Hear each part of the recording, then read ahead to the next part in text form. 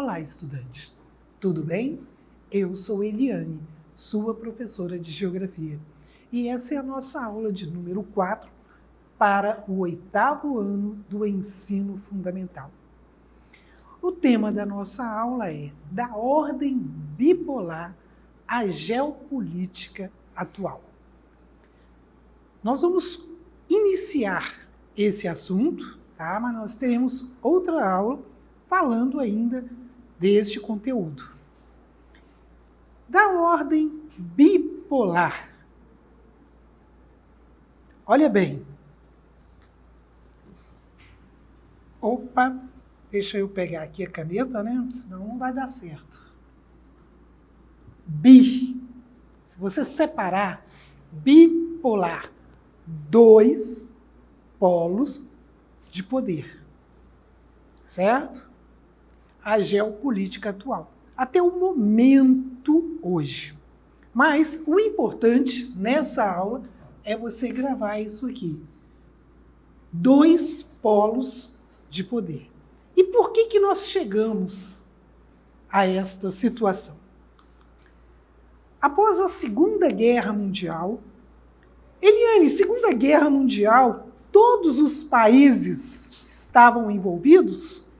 Sim. Quando eu falo de Segunda Guerra Mundial, eu estou falando dos países, todos os países conhecidos, de 39 a 45.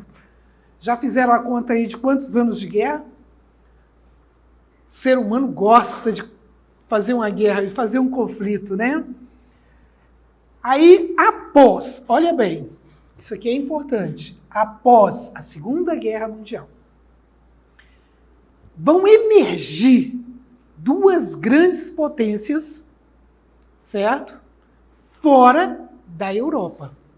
É interessante isso. Estados Unidos da América e a União das Repúblicas Socialistas Soviéticas. Então, são as 2 grandes potências econômicas, bélicas, tá certo? São os estados que vão comandar, vão influenciar o mundo.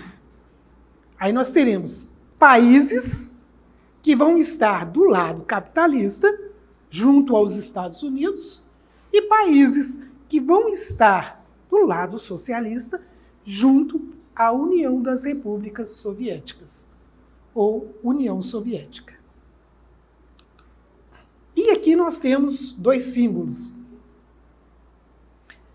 É interessante, porque aqui nós temos a Estátua da Liberdade e a bandeira norte-americana, representando o capitalismo. E aqui nós temos a Rússia, né? E o símbolo do socialismo, a foice e o martelo. Por que, Eliane? A Estátua da Liberdade, a bandeira norte-americana no fundo, é fácil a gente entender como símbolo do capitalismo. Não é mesmo? Mas, foice e martelo, o que isso tem a ver com o socialismo? Lembrando que o socialismo foi um sistema que surgiu no século XVIII para contrapor ao capitalismo. E ele vem com uma valorização do trabalhador. E aqui, certo?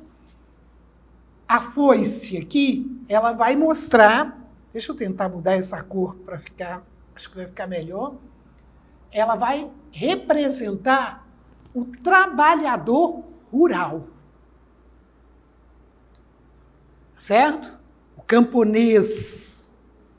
E o martelo, o trabalhador urbano na cidade. Então, no socialismo, o regime vem em prol do trabalhador. Mas nós vamos ver se isso de fato aconteceu.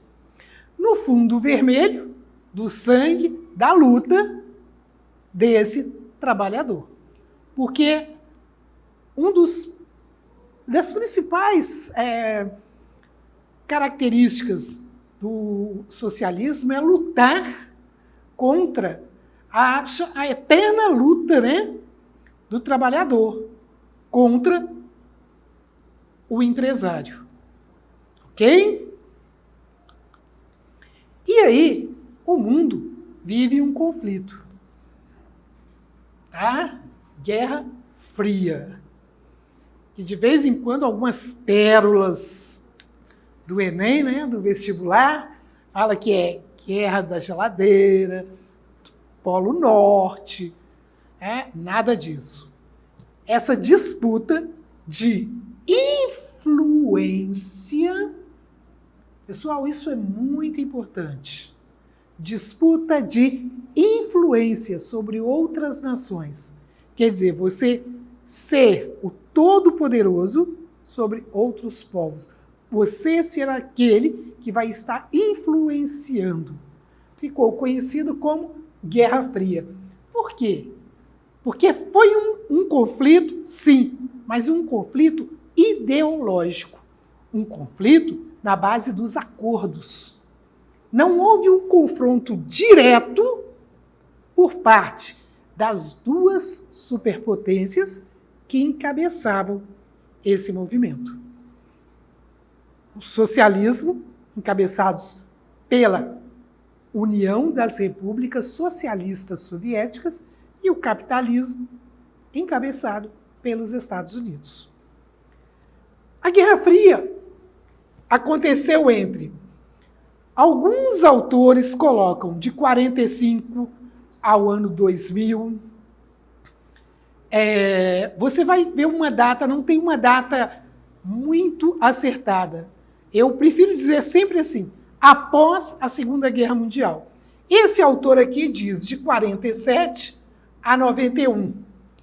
E marcou a polarização do mundo em dois blocos, dois polos. A ordem bipolar. Um americano, o outro soviético. Tranquilo? E os dois trabalhando intensamente para influenciar os outros países a aderirem à sua ideologia. Tranquilo? Essa polarização gerou um conflito político e ideológico entre as duas nações e os respectivos blocos. Os Estados Unidos, nós vamos ver no mapa, tá? Tinha aquele grupo de países que estavam ali junto a ele. A Rússia é a mesma coisa.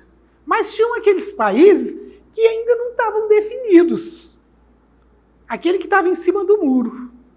Nem era 100% capitalista e nem era 100% socialista. E aí, na busca por alcançar esses povos, essas nações, houveram conflitos. Foram realizados vários conflitos nesses países. Diretamente, nem a Rússia nem os Estados Unidos estavam envolvidos. Porém, é importante dizer, indiretamente, os dois países estavam ali financiando os conflitos. Já que as duas potências nunca se enfrentaram diretamente, tá? No campo de batalha, o confronto entre elas ocorreu no campo diplomático. Acordos, eram tratados que se firmavam, ok? Caracterizado principalmente pelo apoio a guerras em outras regiões. Foi aquilo que eu falei para vocês. A guerra não era direta entre os líderes, mas guerra da Coreia, do Vietnã, do Afeganistão. Vários conflitos aonde os países líderes bancavam muitas das vezes o armamento, o treinamento dos soldados, cada um do seu lado, para garantir a influência naquele território. E aqui nós temos um mapa. O azul forte, Estados Unidos, Canadá, tá? Mas o líder não era o Canadá, são os Estados Unidos. E aqui a União Soviética é grande, é o maior país do mundo, tá? E azul mais claro, os países de influência, os aliados norte-americanos, de vermelho mais esse tom avermelhado assim, menos marrom, né? Mais claro, vamos colocar assim, os países socialistas, que eram aliados da União Soviética, e de cinza, os países que não aderiam nem 100% aos Estados Unidos e nem 100% à Rússia.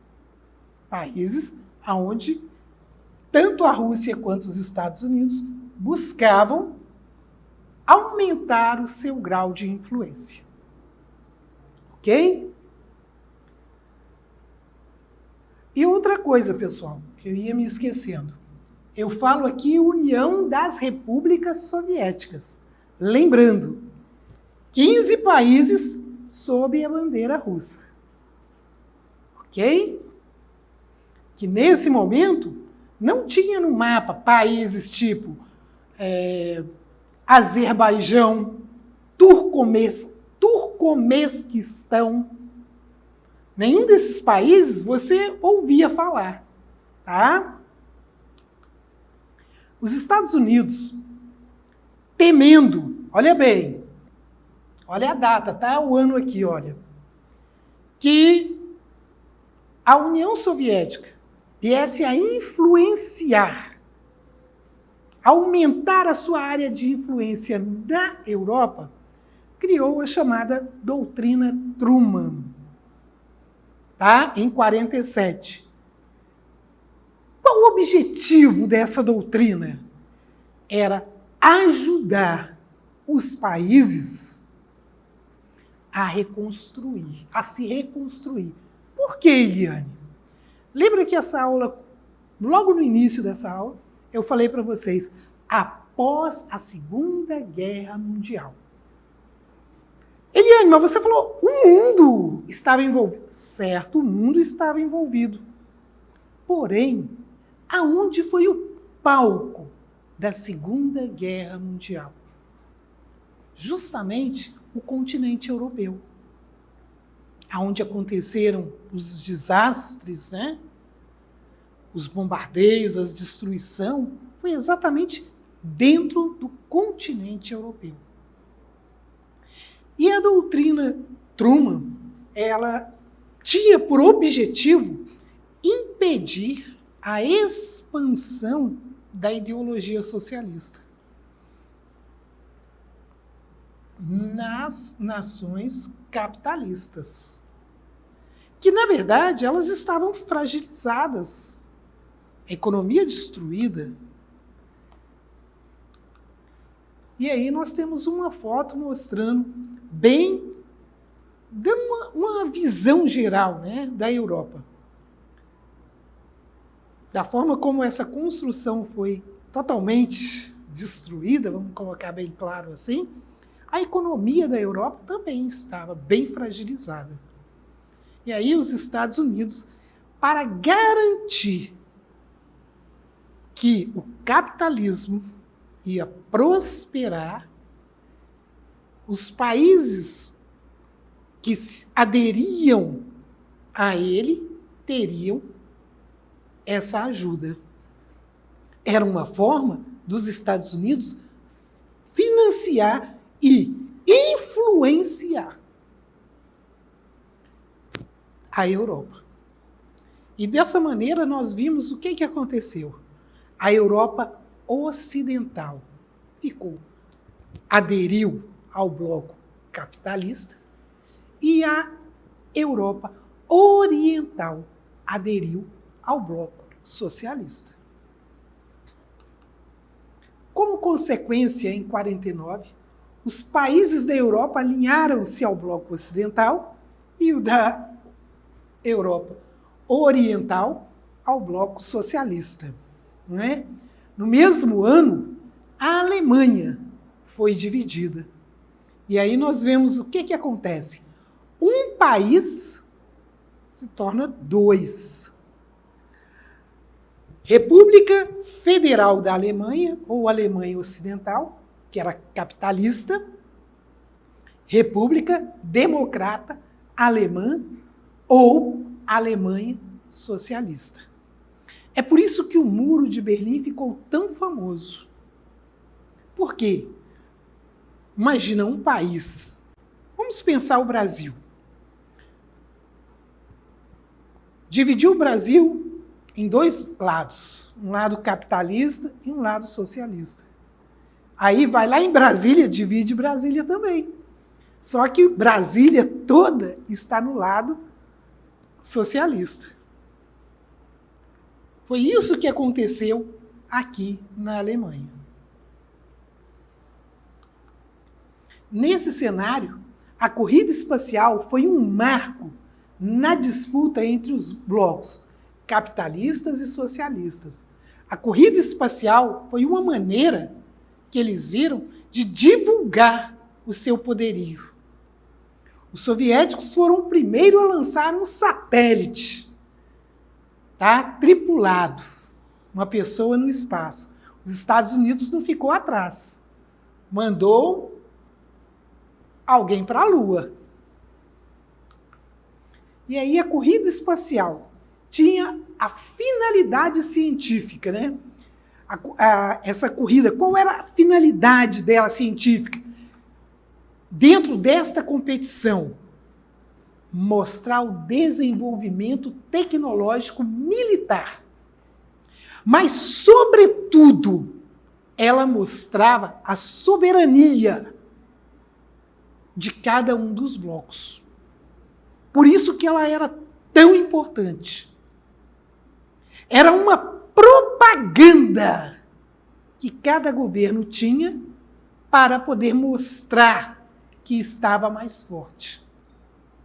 E é interessante, porque a corrida espacial, a corrida armamentista, ela, tanto do lado capitalista quanto do lado socialista, ela era vital para a soberania dos seus governos.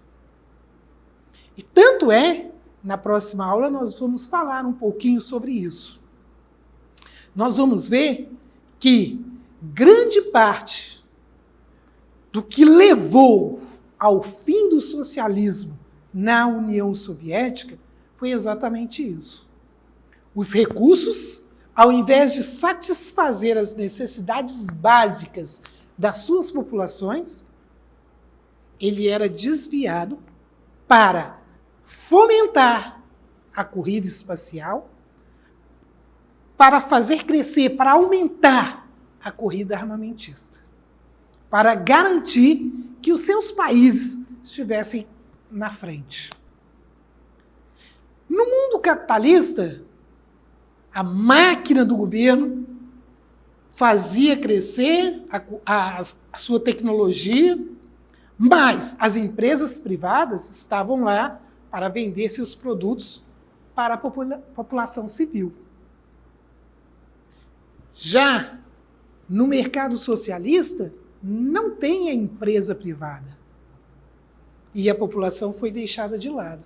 E isso, nós vamos ver na próxima aula, que vai levar ao fim do socialismo na União Soviética. Tranquilo? Por enquanto, nós vamos ficando aqui nessa aula, tá certo? Até a próxima. Não esqueça de ir na plataforma, leia com atenção, faça as atividades, marque que você fez, tá certo? Para acessar a plataforma, basta você apontar o seu telefone, a câmera do seu telefone, para essa imagem que aparece no canto da tela. E assista os nossos vídeos no YouTube, se inscreva no nosso canal e acesse as nossas redes sociais. Tchau, tchau, até a próxima.